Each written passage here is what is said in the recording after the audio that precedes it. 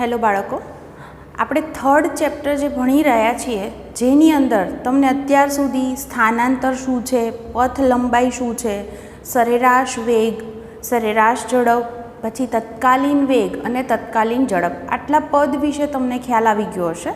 હવે આજે આપણે જે ટૉપિકની વાત કરવાના છીએ એ છે પ્રવેગ, એક્સેલરેશન. આ રીતે આપણે એને ઓળખીએ છીએ. તો પ્રવેગ એટલે શું એ સમજાવું એના પહેલાં આટલી વાત કહું કે ગેલિલિયો નામના વૈજ્ઞાનિક હતા અને એ વૈજ્ઞાનિકે કોઈ પદાર્થ મુક્ત પતન કરતો હોય મતલબ તમે પકડી રાખ્યો છે ધારો કે, અને તમે આમ છોડી દો કોઈ પદાર્થને તો એ પદાર્થ મુક્ત પતન કરે છે એમ કહેવાય.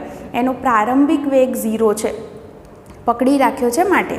તો એવો કોઈ પદાર્થ મુક્ત પતન કરતો હોય અથવા કોઈ પદાર્થ ઢોળાવવાળી સપાટી પર ગતિ કરતો હોય તો એવું કહે છે એના વેગમાં થતો ફેરફાર.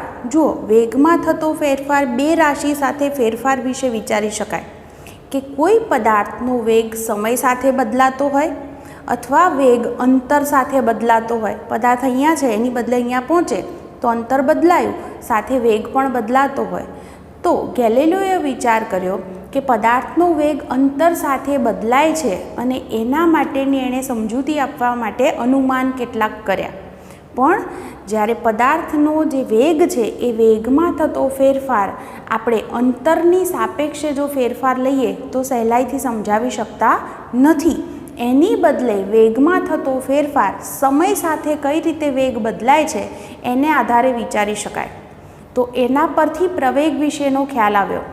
હવે હું બહુ જ સાદી ભાષામાં આ બધી જ વાત કહું. કોઈક પદાર્થ ધારો કે ગતિ કરી રહ્યો છે, હું એવું કહું કે હું આખી ગતિ દરમિયાન હું જોઉં છું કે એનો જે વેગ છે એ 50 મીટર પર સેકન્ડ છે. એનો અર્થ એવો થયો કે સમય સાથે એનો વેગ બદલાતો નથી. કોઈક પદાર્થ છે એમાં એવું થઈ શકે કે એનો વેગ ધીમે ધીમે વધ્યા કરે છે. તો એવી સ્થિતિમાં એ પોતે એનો વેગ બદલાય છે, સમય સાથે વેગ બદલાય છે એમ કહેવાય. વેગ વધતો પણ હોઈ શકે, વેગ ઘટતો પણ હોઈ શકે, બે કન્ડિશન હોઈ શકે. તો આવી સ્થિતિમાં જો પદાર્થના વેગમાં ફેરફાર થાય છે તો એ પદાર્થ પ્રવેગી ગતિ કરે છે એમ કહેવાય. એટલે પ્રવેગને કઈ રીતે વ્યાખ્યાયિત કરી શકીએ? તો આપણે એને આવું બોલી શકીએ કે કોઈ પદાર્થ ગતિ કરતો હોય તો એના વેગમાં સમય સાથે થતો ફેરફાર. તો વેગમાં જે સમય સાથે થતો ફેરફાર છે એ ફેરફારને આપણે પ્રવેગ તરીકે વ્યાખ્યાયિત કરીએ છીએ. એ કોઈક પદાર્થ છે એ પદાર્થ ગતિ કરી રહ્યો છે, એ ગતિ દરમિયાન જેમ સમય બદલાય એમ એનો વેગ બદલાય છે. બદલાય મતલબ ઘટતો પણ હોય, વધતો પણ હોય, ગમે તે કન્ડિશન હોય. તો એવી સ્થિતિમાં વેગમાં જે ફેરફાર થયો છે એને આપણે પ્રવેગ તરીકે વ્યાખ્યાયિત કરી શકીએ. ધારો કે કોઈ પદાર્થ અહીંથી ગતિની શરૂઆત કરે છે અને આગળ કોઈક અંતર સુધી જાય છે. એ દરમિયાન એનો વેગ વધે છે, ઘટે છે, આ બધું થાય છે. તો વેગમાં થતો હું કુલ ફેરફાર લઉં અને એના માટે લીધેલો કુલ સમય લઉં તો એનો ગુણોત્તર કુલ ભાગ્યા કુલ કરો એટલે હંમેશા તમને એવરેજ વેલ્યુ મળે, સરેરાશ. તો આપણને જે કિંમત મળશે એ મળશે સરેરાશ પ્રવેગ. તો સરેરાશ પ્રવેગને આ સંકેત આવી રીતે દર્શાવી શકાય. તો સરેરાશ પ્રવેગ એટલે શું? તો શું લખીશું? વેગમાં થતો ફેરફાર અને એના માટે લીધેલો કુલ સમયગાળો. તો આ જે ફેરફાર ભાગ્યા સમયગાળો છે એને આપણે પ્રવેગ તરીકે વ્યાખ્યાયિત કરી શકીએ. આપણે ધારો કે આવી વાત કરીએ કે કોઈક પદાર્થ ગતિ કરી રહ્યો છે, એનો t1 સમયે વેગ છે એને હું v1 નામ આપું અને t2 સમયે વેગ છે એ v2 થયો. તો એના વેગમાં શું ફેરફાર થયો? તો આપણે કઈ રીતે ગણી શકીએ? v2 - v1 કરીએ અને સમય કેટલો લીધો? તો t2 - t1. તો આપણે આ કિંમત મૂકીએ તો આપણને આ જે એવરેજ છે એ પ્રવેગ શું મળશે? તો શું લખી શકાય? વેગમાં થતો ફેરફાર એટલે v2 - v1 અપોન સમય કેટલો થયો? તો t2 - t1. બરાબર. તો આ v2 - v1 ને હું ડેલ્ટા v લખી શકું અને t2 - t1 ને ડેલ્ટા t લખી શકું. તો આપણી પાસે સરેરાશ પ્રવેગ બરાબર શું સૂત્ર બન્યું? Delta v upon delta t. એટલે કે પ્રવેગને આપણે આ રીતે વ્યાખ્યાયિત કર્યો કે પ્રવેગ એટલે વેગમાં સમય સાથે થતો ફેરફાર. આવું આપણે બોલી શકીએ. આ તો મેં આખી સરેરાશની વાત કરી, પણ મારે પર્ટિક્યુલર કોઈ એક ચોક્કસ સમયે વાત કરવી હોય કે આ સમયે એ કણનો અથવા પદાર્થનો પ્રવેગ શું હતો એ મારે વાત કરવી હોય તો યાદ કરો થોડો ભૂતકાળ. તમને યાદ હશે આપણે સમયગાળો આટલો મોટો હોય, ધીરે ધીરે એને નાનું કરતા ગયા અને એ સમયગાળો ડેલ્ટા ટી જ્યારે ટેન્સ ટુ 0 લઈએ, એટલે કે T1 અને T2 આ બે સમય કેવા હશે? સાવ નજીકના, કે T1 બરાબર 2 સેકન્ડ હોય તો T2 બરાબર 2.002 સેકન્ડ લઉં તો એ બંને વચ્ચે ડેલ્ટા ટીનો તફાવત જે છે એ ખૂબ જ નાનો છે એમ કહેવાય. અને એ ડેલ્ટા ટી નાનો હોય ત્યારે આપણે એવું બોલીએ છીએ ને limit delta T tends to 0. તો આ સમીકરણમાં જો હું limit delta T tends to 0 લઉં, ટેન્સ ટુ 0 એનો મતલબ 0 નહીં પણ 0ની નજીક, એટલે આ બે વચ્ચેનો જે તફાવત છે એ કેવો છે? ખૂબ જ નાનો. તો એવા કિસ્સામાં આપણને જે પ્રવેગ મળે એને આપણે તત્કાલીન પ્રવેગ અથવા તાત્ક્ષણિક પ્રવેગ કહી શકીએ. તે જ સમયનો આપણને પ્રવેગ મળ્યો તો હું એને લખું તો એ બરાબર, એને માત્ર એથી આપણે વ્યાખ્યાત કરીશું તો એ limit delta T tends to 0, શું સૂત્ર છે? Delta V by delta T. તો તમને યાદ હશે ડેલ્ટાને આપણે ડીથી દર્શાવી શકીએ, તો આપણે આ સૂત્ર લખી શકીએ એ બરાબર ડીવી બાય ડીટી. તો હવે તમારી પાસે પ્રવેગનું આવું એક સૂત્ર બની ગયું, એ બરાબર ડીવી બાય ડીટી. એટલે પ્રવેગ એટલે તત્કાલીન પ્રવેગ બોલું છું. તો એ પ્રવેગ એટલે શું કહેવાય? તો આને વાંચો તો એવું વાંચી શકાય, વેગમાં સમય સાથે થતો ફેરફાર. વેગમાં સમય સાથે થતો ફેરફાર એને આપણે પ્રવેગ તરીકે વ્યાખ્યાયિત કરી શકીએ. તો અહીંયા આગળથી હું આટલી વસ્તુ કહીશ, ફરીથી આટલું એક વખત સમજાવી દઉં કે કોઈ પદાર્થ ગતિ કરી રહ્યો છે, એની સમગ્ર ગતિ દરમિયાન એનો વેગ બદલાય છે મતલબ કે વેગમાં ફેરફાર થાય છે. વેગ વધતો પણ હોઈ શકે, ઘટતો પણ હોઈ શકે, બધી કન્ડિશન શક્ય છે. તો એવી સ્થિતિમાં આપણે પ્રવેગ કઈ રીતે વ્યાખ્યાયિત કર્યો? તો વેગમાં સમય સાથે થતો ફેરફાર કોની સાપેક્ષે વાત કરીએ છીએ આપણે? સમય સાપેક્ષ. તો સમય સાથે જે ફેરફાર થાય વેગમાં એને પ્રવેગ તરીકે વ્યાખ્યાયિત કરવામાં આવે છે. કોઈ પદાર્થની આખી સમગ્ર ગતિ દરમિયાન વેગનો હું ફેરફાર લઉં અને ભાગ્યા એનો ટોટલ સમય લઉં તો મને જે કિંમત મળે છે એ કિંમતને હું કઈ રીતે ઓળખી શકું? સરેરાશ પ્રવેગ દ્વારા. એવી રીતે આપણે અહીંયા આગળ આ સૂત્ર લખવું હોય તો એવું કીધું કે જો T1 સમયે પદાર્થનો વેગ V1 હોય, T2 સમયે વેગ V2 હોય તો સરેરાશ પ્રવેગનું સૂત્ર શું થાય? વેગમાં ફેરફાર એટલે પહેલાં વેગ ધારો કે 5 મીટર પર સેકન્ડ હતો અને હવે 10 મીટર પર સેકન્ડ થયો તો ફેરફાર કેટલો થયો કહેવાય? 10 - 5 એટલે 5 મીટર પર સેકન્ડ ફેરફાર કહેવાય. એટલે આપણે લખી શકીએ એને V2 - V1 એટલે delta V upon T2 - T1 એટલે ડેલ્ટા ટી. આપણે ઓલવેઝ સૂત્ર આવા લખીએ છીએ, અંતિમ માઇનસ પ્રારંભિક કિંમત, બરાબર. તો આ રીતે આપણને સરેરાશ પ્રવેગની કિંમત મળી.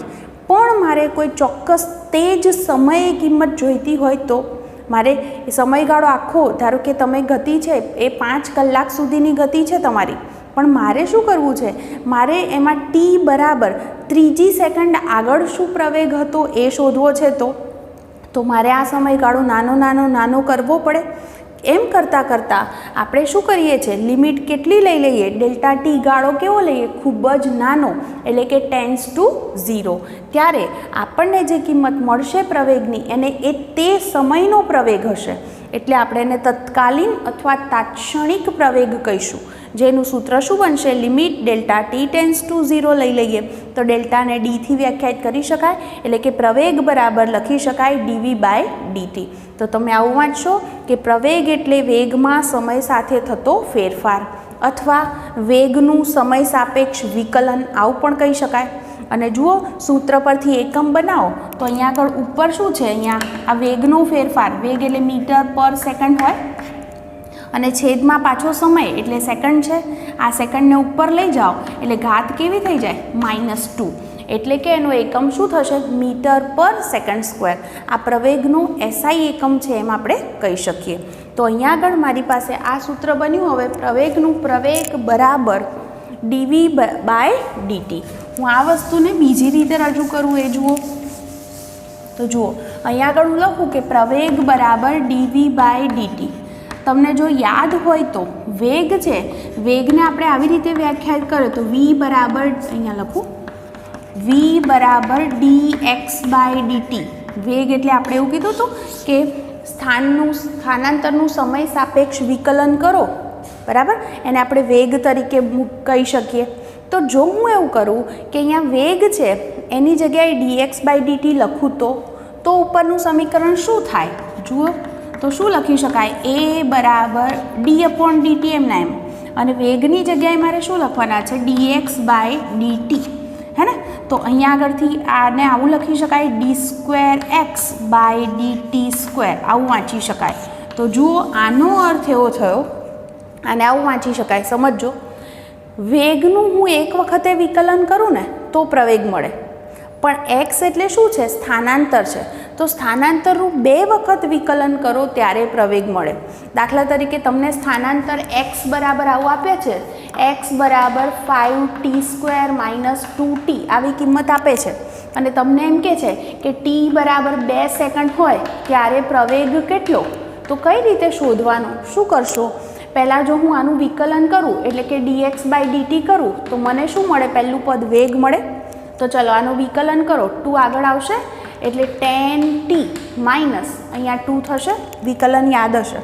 તો આ વેગ મળ્યો, હજી વેગ મળ્યો, પણ પ્રવેગ શોધવો હોય તો હજી એક સ્ટેપ આગળ જવાનું. તો પ્રવેગ શોધવા માટે ફરી પાછું આ વેગનું શું કરશો? વિકલન, એટલે dv/dt કરવું પડશે, એને પ્રવેગ કહેવાશે. તો હું આનું પાછું વિકલન કરું તો મારો જવાબ શું થશે? અહીંયા આગળ 10t નું તો 1 થઈ જશે, -2. તો અહીંયા આગળ આ પ્રવેગ અચળ છે એવું હું અહીંયા આગળ કહીશ, અને મને જવાબ આવો કંઈક મળ્યો. તો આપણે આવું કંઈક વિચારી શકીએ કે આપણને જો સ્થાન આપ્યું હોય, સ્થાનાંતર x, તો 2 વખત વિકલન કર્યો તો તમને પ્રવેગ મળે. કારણ પહેલી વાર વિકલન કરીશ હું xનું તો મને વેગ મળશે, અને વેગનું વિકલન કરીશ ત્યારે મને પ્રવેગ મળશે.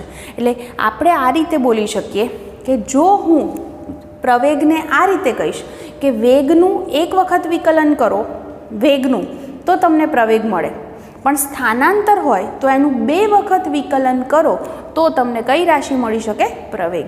તમને યાદ હશે કે અહીંયા dx/dt નથી લખવું તો એની જગ્યાએ x ડોટ પણ લખીએ છીએ.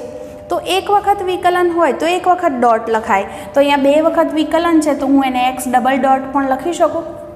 તો પ્રવેગ a બરાબર x ડબલ ડોટ, આવી રીતે પણ આપણે એને લખી શકીએ છીએ. તો જુઓ અહીંયા આગળ તમારી પાસે પ્રવેગનું આવું સૂત્ર મળ્યું કે a બરાબર d2x/dt², આવી રીતે આપણે એને વાંચી શકીએ. તો આપણે આ રીતે પ્રવેગને વ્યાખ્યાયિત કર્યો. જુઓ હવે હું એનાથી આગળની વાત કરું. પ્રવેગ છે તો પ્રવેગ જે આ સૂત્ર પરથી વિચારો, વેગનું મૂલ્ય તમને યાદ હશે, વેગ 0 હોઈ શકે, ધન હોઈ શકે, અથવા ઋણ પણ હોઈ શકે.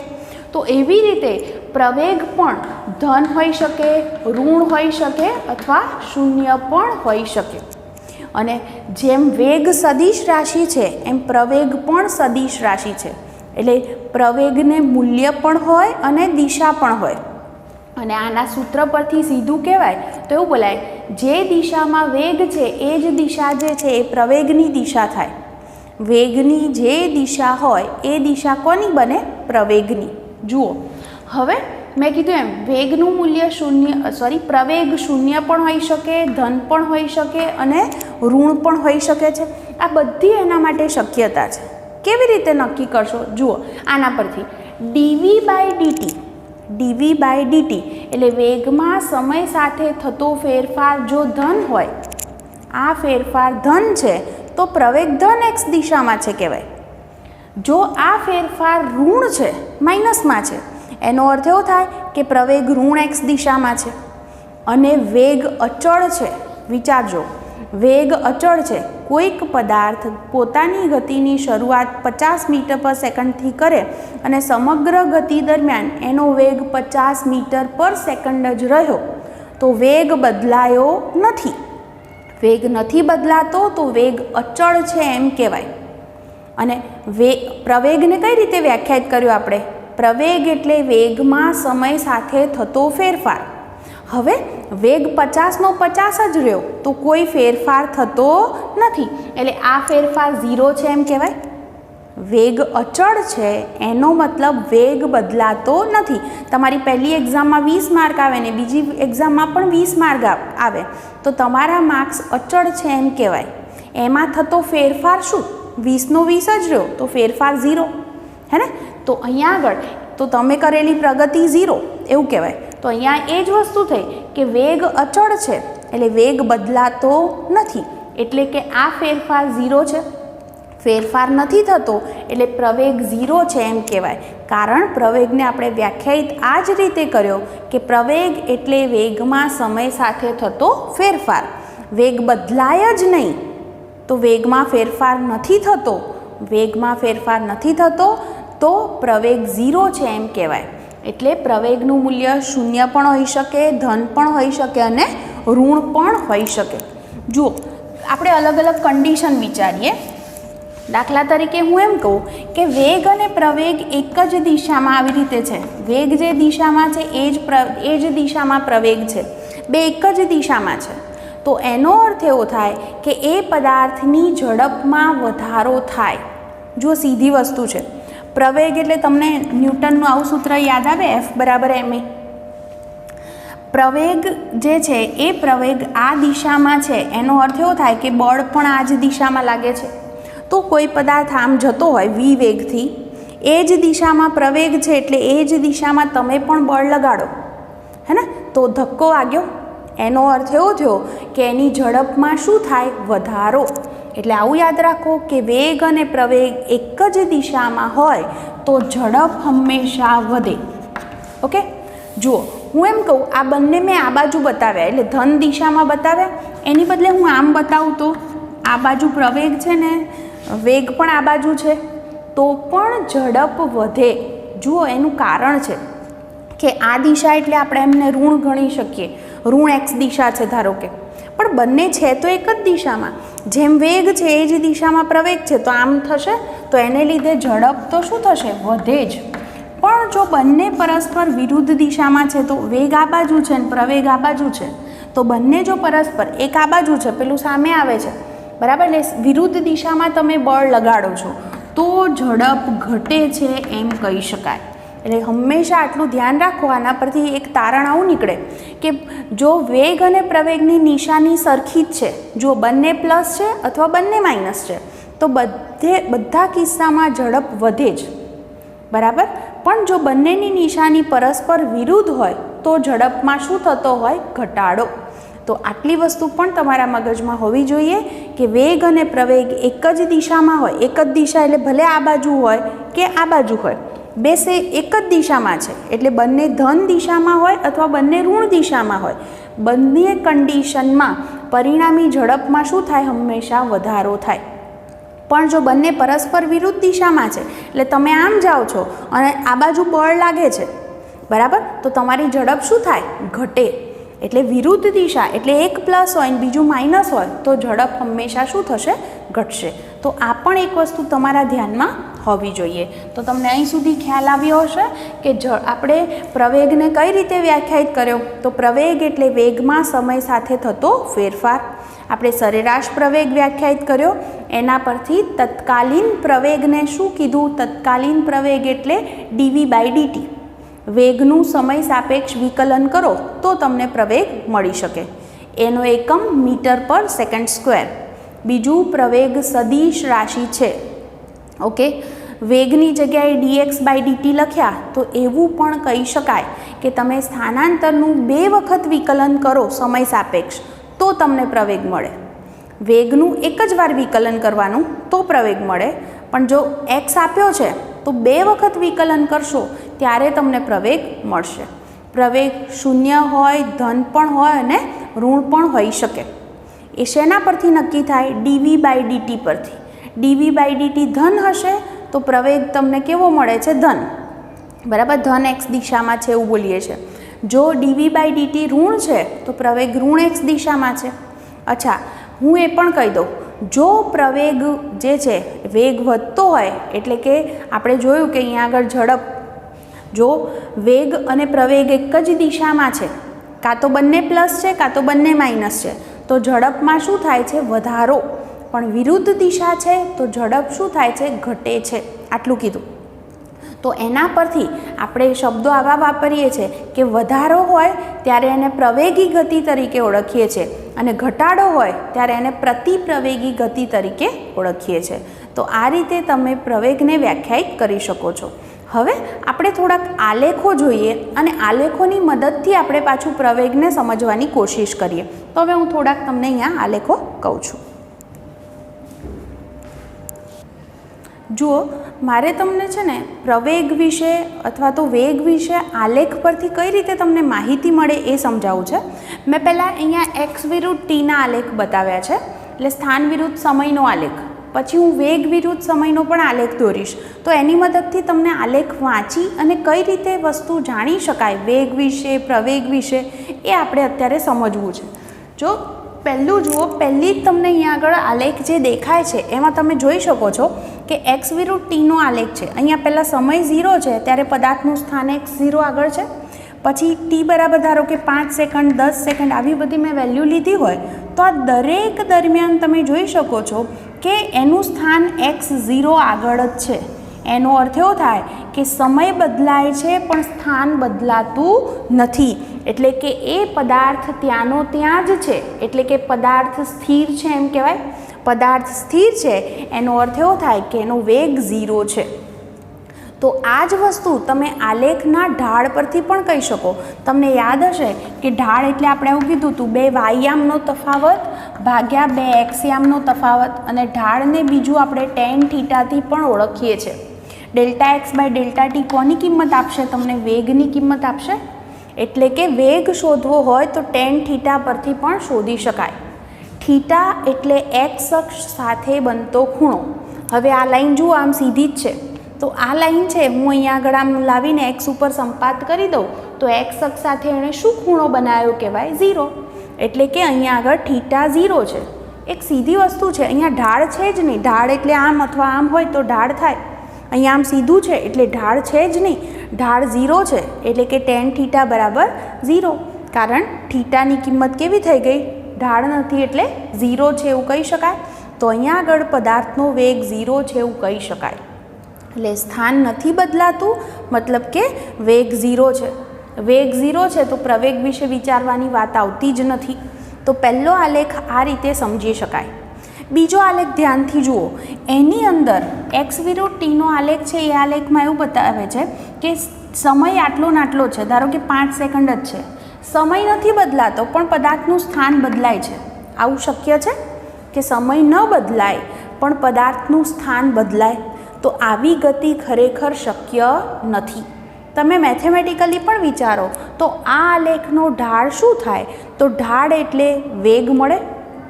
આ ખબર છે ને, ઢાળ આના પરથી આપણે નક્કી કર્યો તો આગળના લેક્ચરમાં આ વસ્તુ સમજાવેલી છે. આલેખને પરથી ઢાળ કઈ રીતે નક્કી થાય છે.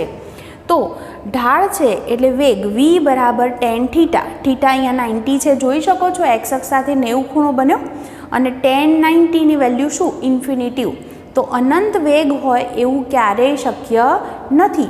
મતલબ કે આ પ્રકારની ગતિ તમને આવો આલેખ આપ્યો હોય તો કહી શકો છો કે આ વસ્તુ શક્ય નથી, કારણ કે આમાં વેગ અનંત મળે છે જે કોઈ દિવસ શક્ય હોતું નથી. ત્રીજો આલેખ જુઓ. આ આલેખની અંદર તમે જુઓ છો તો અહીંયા આગળ એવું દેખાય છે તમને કે જ્યારે t બરાબર 0 સમય હતો ત્યારે પદાર્થનું સ્થાન x0 પર છે. પછી ધીમે ધીમે ધારો કે t બરાબર 1 સેકન્ડ, 2 સેકન્ડ આ બધી કિંમત લખો છો તો સ્થાન બદલાય છે અને આમ ઉપર તરફ ગ્રાફ જાય છે. બરાબર, ગ્રાફ ઉપર તરફ જાય છે. એટલે તમે કહી શકશો અહીંયા આગળ કે અહીંયા આ લેખને જોઈને આટલું સમજાતું હશે કે સમય સાથે સ્થાન બદલાય છે, એટલે કે એનો કંઈક વેગ હશે. અચ્છા, હવે એ વેગ જુદો જુદો છે કે અચળ છે એ કઈ રીતે નક્કી થાય? તો હંમેશા શોર્ટમાં કહું ને તો કોઈ પણ આલેખ સુરેખ હોય, સુરેખ આલેખનો કોઈ પણ બિંદુએ ઢાળ શોધો સરખો જ મળે. આવું પણ આપણે ડિસ્કસ કરેલું છે ઓલરેડી. તો આ આલેખની અંદર તમે કોઈ પણ બિંદુએ ઢાળ શોધો. ઢાળ શોધવા તમે અહીંયા આગળ આ એક્સ અક્ષ હોય તો એની સાથે આમ ખૂણો બનાવો. તો જુઓ અહીંયા ખૂણો આટલો છે, હું આ બિંદુ આગળ દોરું તો પણ ખૂણો આટલો જ છે, ખૂણો બદલાતો નથી. જોઈ શકો છો આલેખમાં થીટા અચળ છે, થીટા ન બદલાય તો આ સૂત્ર આપણું છે v બરાબર tan થીટા. તો થીટા ન બદલાય તો વેગ પણ બદલાશે નહીં. એટલે કે અહીંયા આગળ વેગ અચળ છે એમ કહી શકાય. એટલે એક્સ વિરુદ્ધ ટીના આલેખનો ઢાળ, ઢાળ એટલે ટેન થીટા, થીટા બદલાય તો ઢાળ બદલાય, ઢાળ બદલાય તો વેગ બદલાય છે એમ કહી શકાય. તો અહીંયા આગળ તમે જોઈ શકો છો કે થીટા નથી બદલાતો એટલે કે વેગ અચળ છે. અને થોડીક વાર પહેલાં જ મેં કીધું કે વેગ અચળ, વેગ નથી બદલાતો તો પ્રવેગ કેવો કહેવાય? ઝીરો. કારણ પ્રવેગ એટલે વેગમાં થતો ફેરફાર, પણ વેગ અચળ છે મતલબ વેગ નથી બદલાતો તો પ્રવેગ ઝીરો છે એમ કહી શકાય. આ લેખ જુઓ. હવે આમાં તમને શું ખ્યાલ આવે છે? તમે જોઈ શકો છો કે સમય સાથે અહીંયા આગળ સ્થાન છે એ બદલાયા કરે છે. અહીંયા આગળ હું ઢાળની વાત કરું તો જુઓ, ધારો કે હું આ બિંદુ પાસે ઢાળ શોધવું હોય મારે તો આમ સ્પર્શક દોરવાનો હોય તો મને આટલો થીટા મળ્યો. આ બિંદુ પાસે શોધવું હોય તો મારે અહીંયા આગળ આમ સ્પર્શક દોરવાનો, બરાબર? તો તમે જોઈ શકો છો કે અહીંયા આગળ આટલો ખૂણો છે, ધારો કે હું અહીંયા દોરું તો આટલો ખૂણો છે, અહીંયા આગળ થીટા વધ્યો. દેખાય છે એવું તમને આલેખની અંદર? જુઓ, આ બિંદુ પાસે હું સ્પર્શક દોરું તો આ સ્પર્શક થયો તો થીટા આટલો મળ્યો. આ બિંદુ આગળ સ્પર્શક દોરું છું આમ તો થીટા આટલો મળે છે. તો થીટા તમે જુઓ, આમ ઉપર લેતા જાઓ ગ્રાફને, આમ દોરતા જાઓ તો થીટાનું મૂલ્ય વધતું જશે અને થીટા વધે તો વેગ વધે છે એમ કહેવાય. એટલે લખી શકાય અહીંયા કે આમાં થીટા વધે છે એટલે વેગ વધે છે, અને વેગ વધે તો વેગ વધે એટલે પ્રવેગ ધન છે એમ આપણે કહી શકાય. બરાબર? તો અહીંયા આગળથી આ લેખ પરથી આપણે સમજી શક્યા કે વેગ વધ્યો એટલે કે પ્રવેગ ધન મળ્યો. અને હું તમને બીજી એક સિક્રેટ પણ કહી દઉં. જુઓ, આ થીટા પરથી હંમેશા જ્યારે ટેનની વેલ્યુ તમે લેશો ને ત્યારે હંમેશા યાદ રાખજો, જો થીટાની વેલ્યુ 90 કરતાં ઓછી હોય, 90 કરતાં ઓછી હોય તો ટેન થીટા હંમેશા ધન મળે, અને ટેન થીટા ધન તો વેગ ધન. જો થીટા ગ્રેટર ધેન 90 છે, 90 કરતાં મોટો છે, તો ટેન થીટાની વેલ્યુ ઋણ મળે. જો ટેન થીટા ઋણ મળે તો વેગ ઋણ મળે કહેવાય. તો આ લેખની અંદર જુઓ, અહીંયા આગળ ખૂણો જે બને છે એ 90 કરતાં તો ઓછો જ છે, તમે જોઈ શકો છો. થીટાની વેલ્યુ કેવી છે? 90. આમ હોય તો 90 થાય, 90થી તો ઓછી જ છે. એટલે થીટા લેસ ધેન 90 છે, માટે અહીંયા આગળ કહી શકીએ કે વેગ ધન છે. બરાબર? વેગ ધન છે અને પ્રવેગ પણ ધન છે એમ આપણે કહી શકીએ. આ લેખમાં જુઓ, તમને વધારે ખ્યાલ આવશે. આ લેખની અંદર શું થાય છે?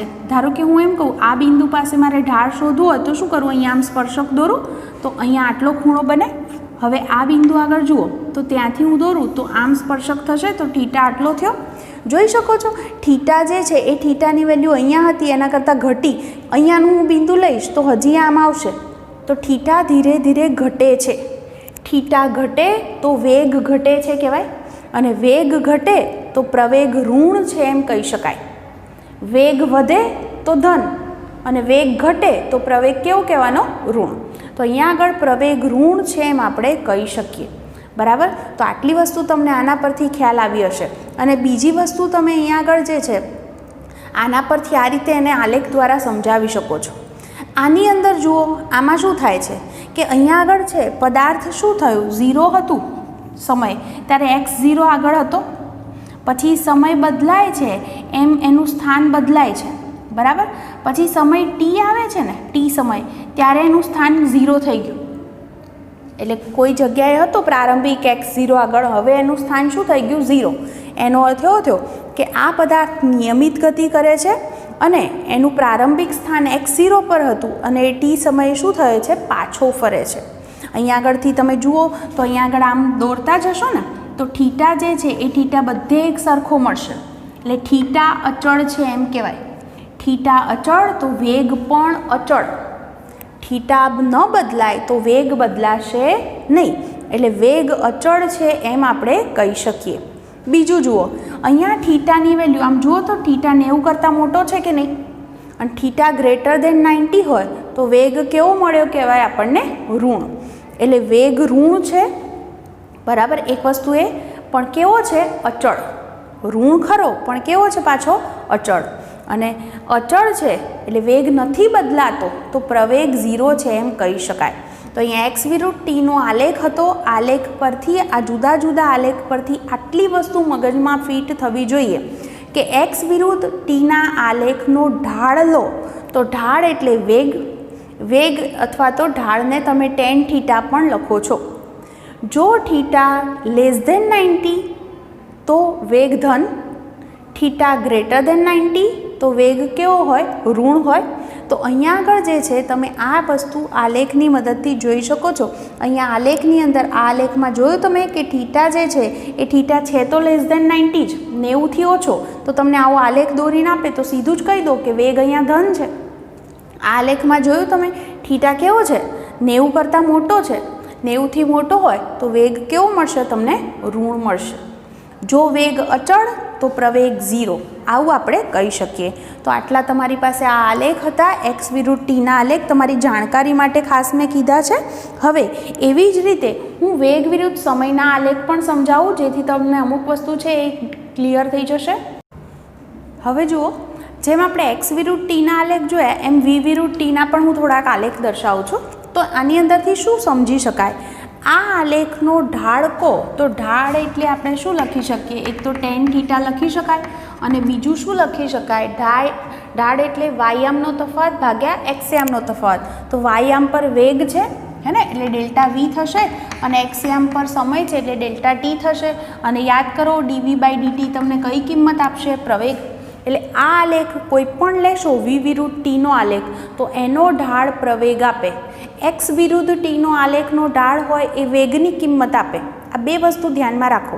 તો જુઓ, આના પરથી મને બધા પરથી પ્રવેગ વિશેની માહિતી મળશે. તો ધ્યાનથી જોતા જાઓ. પહેલો આલેખ શું દર્શાવે છે કે સમય 0 છે, બરાબર, ત્યારે એનું સ્થાન v0 આગળ છે. પછી સમય બદલાય છે પણ એનો વેગ v0 છે. હવે સમય બદલાય છે પણ વેગ v0 જ રહ્યો. એનો મતલબ એનો વેગ કેવો કહેવાય? અચળ. વેગ બદલાતો નથી. વેગ અચળ તો પ્રવેગ 0. કારણ પ્રવેગ ક્યારે કહેવાય? જો વેગમાં ફેરફાર થાય તો. પણ વેગ બદલાતો નથી એટલે વેગ અચળ છે માટે પ્રવેગ 0 છે એમ કહેવાય.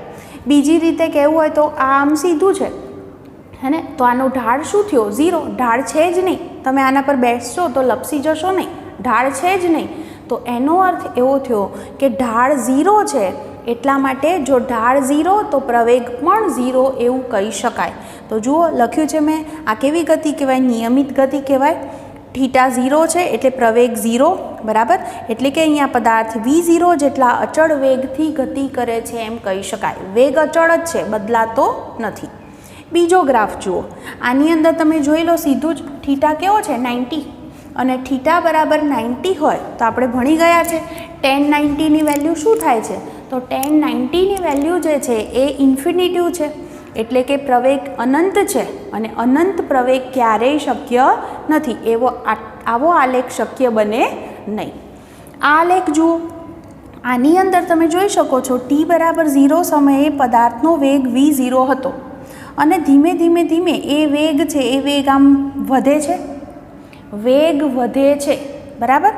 થીટા કેવો છે? થીટા અચળ છે. કારણ તમે થીટા એટલે એક્સ અક્ષ સાથે બનતો ખૂણો અહીંયા દોરો, અહીંયા દોરો, અહીંયા દોરો, બધે થીટા સરખો જ છે. થીટા અચળ. જો થીટા અચળ તો ઢાળ અચળ એટલે કે પ્રવેગ અચળ. પ્રવેગ અચળ છે એટલે કંઈક અચળ પ્રવેગથી એ ગતિ કરે છે એટલે એક ધારો ફેરફાર થાય છે વેગમાં, આવો અર્થ થાય. તો આવી ગતિને કેવી કહેવાય? નિયમિત પ્રવેગી ગતિ.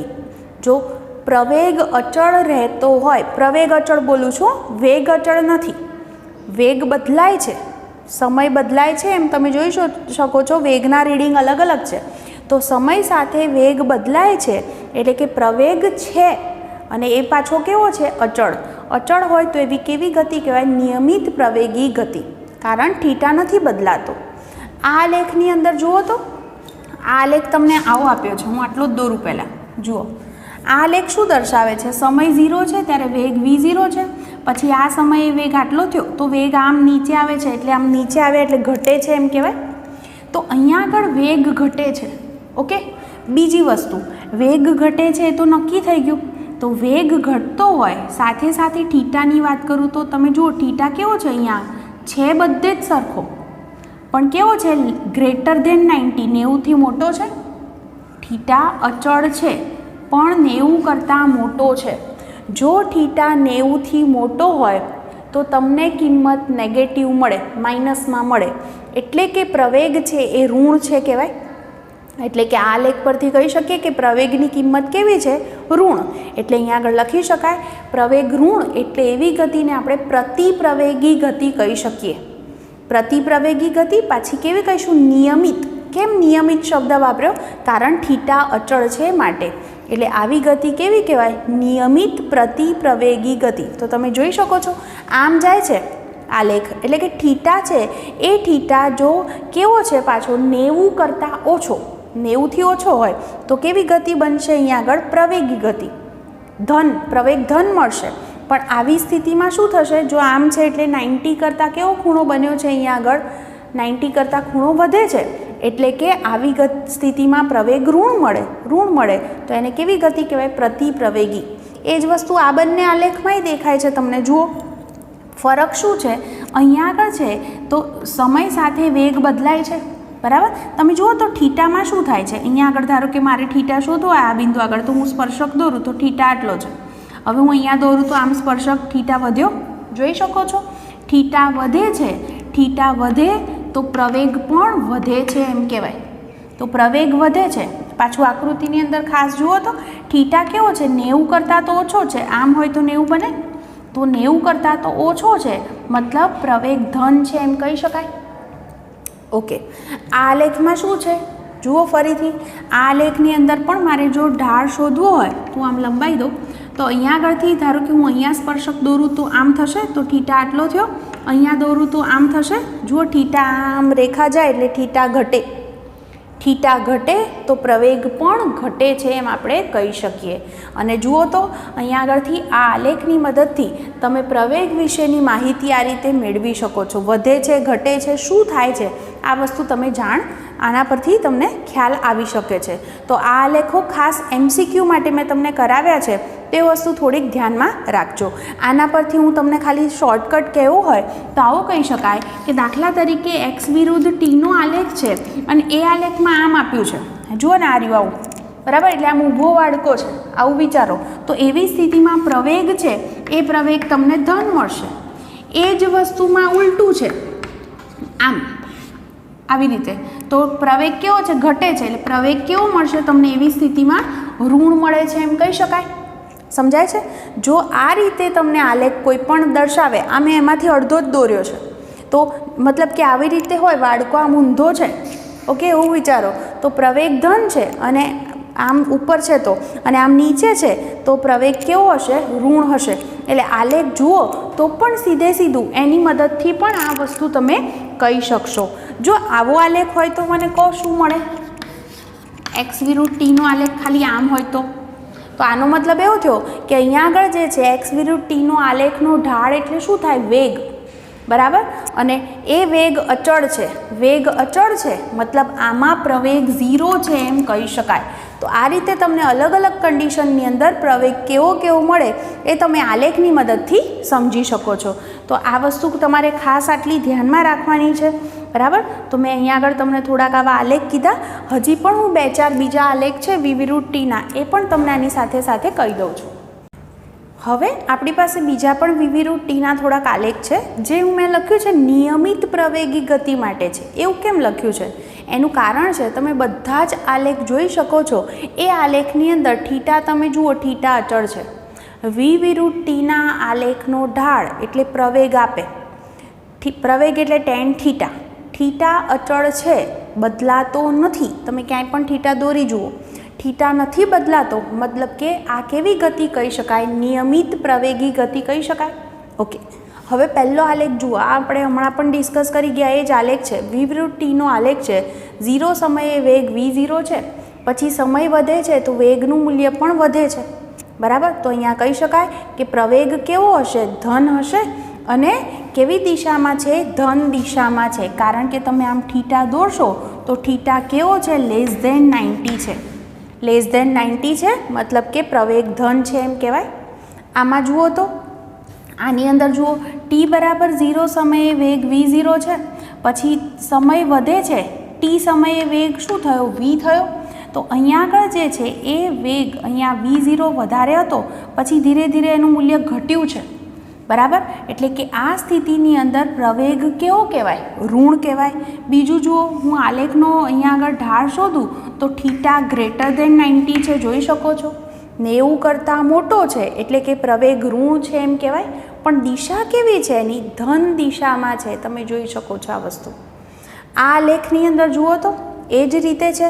આ આલેખની અંદર પ્રવેગ જે છે એ પ્રવેગ સેમ આ જ રીતે આમ નીચે જાય એટલે થીટા જે છે એ થીટા કેવો મળવાનો છે આપણને? 90 કરતાં મોટો. તો એનો અર્થ કે પ્રવેગ ઋણ થશે. અને એ કેવી દિશામાં છે? તો ઋણ દિશામાં ગતિ કરે છે. પાછું એવું કહેવાય કે ઋણ દિશામાં એની ઝડપ કેવી છે? વધે છે. તમને યાદ હશે આ વસ્તુ, મેં તમને કીધું હતું કે વેગ અને પ્રવેગ જો બંનેની નિશાની સરખી હોય, બંને પ્લસ હોય તો પણ ઝડપ વધે, બંને માઇનસ હોય તો પણ ઝડપ વધે, પણ એક પ્લસ છે અને બીજો માઇનસ છે તો પરિણામી ઝડપ ઘટે છે. તો અહીંયા આગળ જુઓ બંને માઇનસ જ છે, એનો અર્થ એવો થાય કે ઝડપ તો કેવી હશે? વધે છે એમ કહી શકાય. આની અંદર જુઓ, તમે જોઈ શકો છો t બરાબર 0 સમયે વેગ v0 છે, પછી ઘટતા ઘટતા ઘટતા t1 સમયે શું થઈ ગયો? એ 0 થયો. ફરી પાછો t2 સમય આવે છે ત્યારે શું થઈ જાય છે? -v. એટલે કે એવું કહી શકાય કે અહીંયા આગળ ધન દિશામાં t1 સમય સુધી ગતિ થાય છે અને પછી તેટલા જ ઋણ પ્રવેગ સાથે પાછો ફરે છે, બરાબર. અહીંયા આગળ 0 આગળ આવી ગયો એટલે કે 0 થી t1 વચ્ચે ધન દિશામાં ગતિ કરે છે. આ દિશા કેવી કહેવાય? ધન દિશા. અને t1 થી t2 વચ્ચે એ કેવી દિશામાં ગતિ કરે છે? વિરુદ્ધ દિશામાં ગતિ કરે છે એમ કહી શકાય. તો આ રીતે જે આલેખો છે એ આલેખો પરથી તમને એ વાંચતા આવડવા જોઈએ અને એના પરથી તમને ખ્યાલ આવવો જોઈએ કે ગતિ કયા પ્રકારની છે. જો થીટા નથી બદલાતો તો અચળ પ્રવેગી ગતિ થશે, એ નક્કી, બરાબર. પછી બે વસ્તુ કીધી કે x વિરુદ્ધ ટીના આલેખમાં જો આ રીતે છે, બરાબર, તો વેગ ધન છે, અને જો આમ આકૃતિ આવતી હોય તો પ્રવેગ કેવો બને છે? તમને ઋણ મળે છે. તો આ રીતે આપણે આ વસ્તુ નક્કી કરી શકીએ. મેઇન થીટા ધ્યાનમાં રાખો તો ખબર પડે. કોઈ પણ બિંદુ આગળ સ્પર્શક દોરવાનો, જો થીટા ગ્રેટર દેન 90 હોય તો એ કિંમત તમને ઋણ મળશે, પ્રવેગ ઋણ મળશે, અને લેસ દેન 90 હશે તો પ્રવેગ ધન મળશે. આ રીતે આપણે નક્કી કરી શકીએ. અને આવી જો નિયમિત પ્રવેગી ગતિ લઉં તો એ ગતિ માટે તમને જો આવી રીતે હું જો એનું અંતર વિરુદ્ધ સમયનો આલેખ લઉં તો ધારો કે મને આવો કોઈક આલેખ છે, તો આ આલેખની નીચે હું ક્ષેત્રફળ શોધું ને, આટલા ભાગનું ક્ષેત્રફળ, ધારો કે આ વેગની કિંમત છે, અહીંયા આગળ જે છે યુ કહું કિંમત અને આ ટી કહું, તો આલેખની નીચેનું જે ક્ષેત્રફળ છે એ કઈ રાશિ આપે છે? જુઓ, આલેખ નીચેનું ક્ષેત્રફળ શોધવું હોય તો તમે જોઈ શકો છો આ લંબચોરસ છે, તો ક્ષેત્રફળ એ લંબાઈ ગુણ્યા પહોળાઈ થાય. તો અહીંયા પહોળાઈ યુ છે અને લંબાઈ ટી છે. યુ એટલે વેગ છે, વેગનો એકમ શું? મીટર પર સેકન્ડ. એટલે પારિમાણિક સૂત્ર શું લખાય? L1 t - 1. અને અહીંયા આગળ t એટલે સમય છે તો એનું પરિમાણ શું થાય? t1. પરિણામી શું મળ્યું? L એટલે અંતર. એટલે કે એવું કહી શકાય કે આલેખની નીચેનું ક્ષેત્રફળ તમે શોધો તો એના પરથી પદાર્થે કેટલું સ્થાનાંતર કાપ્યું છે અથવા તો કેટલું અંતર કાપ્યું છે, બે વસ્તુ શોધી શકાય. જો હું થોડુંક વધારે ખ્યાલ આવે એટલે આવું કંઈક કહું, આવું તમને કોઈક આલેખ આપ્યો હોય, ધારો કે બી વિરુદ્ધ ટીનો આલેખ છે, બરાબર. આ આલેખ કંઈક આવો આપ્યો છે, આવી રીતે આલેખ આપ્યો છે. આ આલેખની અંદર તમે જોઈ શકો છો અહીંયા આગળ કે 3 ભાગ છે. તો એક આ ભાગ, એક આ ભાગ અને એક આ ભાગ, આ 3 ભાગ છે. હું 1 2 3 નામ આપું. ક્ષેત્રફળ શોધતા આવડે તમને? આ ભાગનું ક્ષેત્રફળ શોધવું હોય તો ત્રિકોણ છે તો 1/2 પાયો ગુણ્યા વેધ, હે ને? તો એ રીતે નક્કી કરી શકો. તમને અહીંયા આગળ બધી વેલ્યુઝ કંઈક આપેલી હોય તો આનું ક્ષેત્રફળ, પહેલા ભાગનું ક્ષેત્રફળ પ્લસ બીજા ભાગનું ક્ષેત્રફળ પ્લસ ત્રીજા ભાગનું ક્ષેત્રફળ, ત્રણેયનો સરવાળો કરો તો પદાર્થે કાપેલું જે છે એ કુલ અંતર મળે. ધ્યાનમાં રાખજો શબ્દ, પદાર્થે કાપેલું તમને કઈ રાશિ મળે? કુલ અંતર. હમણાં જોયું તમે, પરિમાણ અંતરના મળ્યા હતા આપણે ગુણાકાર કર્યો ત્યારે. પણ જો ધ્યાનમાં રાખો, અહીંથી ઉપર તરફની કિંમતો ધન કહેવાય અને નીચેની કિંમતો છે એ ઋણ કહેવાય. એટલે પ્લસ માઇનસ નિશાની સાથે જો હું ધ્યાનમાં લઉં તો ઉપરનું 1નું ક્ષેત્રફળ પ્લસમાં આવશે, નીચેનું માઇનસમાં આવશે અને ત્રીજાનું ક્ષેત્રફળ ઉપર છે તો પ્લસ આવશે. તો પદાર્થે કરેલું સ્થાનાંતર મળે. એટલે જો નિશાની સાથે ધ્યાનમાં લઈએ તો એ કેવી સદિશ રાશિ થાય તો તમને સ્થાનાંતરની કિંમત મળે. અને જો આપણે ટોટલ બધા ક્ષેત્રફળનો સરવાળો કરી દઈએ તો સીધું જ આપણને અંતર મળી શકે. તો આજે મેં આટલું જે સમજાવ્યું છે બહુ જ ધ્યાનથી એના આલેખો વારે ઘડીએ ધ્યાનથી જોજો અને સમજજો તો તમને ખ્યાલ આવશે. એ વસ્તુ MCQ માટે ઇમ્પોર્ટન્ટ હતી એટલે આપણે અહીંયા આગળ એને ઇન્ક્લુડ કરેલી છે. બરાબર. તો આજે આપણે અહીં સુધી વાત કરીશું.